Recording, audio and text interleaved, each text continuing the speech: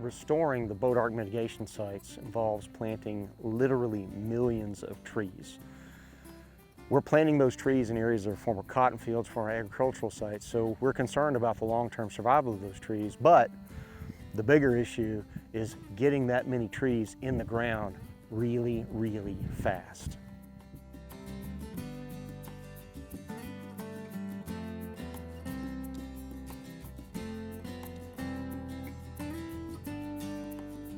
We have a process of, when we're going to plant a tree, one, the site has to be prepped, whether that's prescribed burning, disking, spraying. It is going to be clean for the planting crew to come in and plant. We planted more trees in less amount of time than we ever have. And that, goes to, the crews on the ground.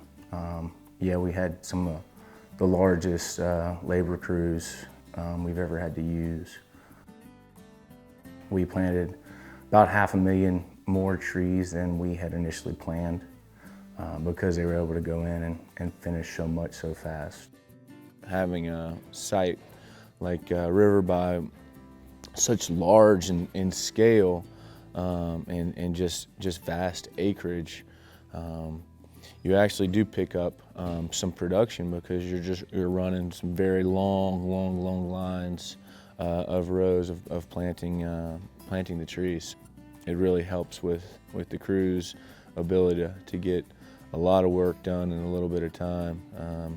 Being able to work in such fields that are 3,000 acres in size versus a 300-acre field, which may be a typical site that we're working in. So the trees that we plant typically spend the first year of their life just putting roots down into the ground, growing straight down, not really growing up. The second and third years is when they really start to put on the growth above ground. We're really excited about the survival rates that we're getting already out here on the Bois mitigation sites, and we're really looking forward to the next winter's planting season.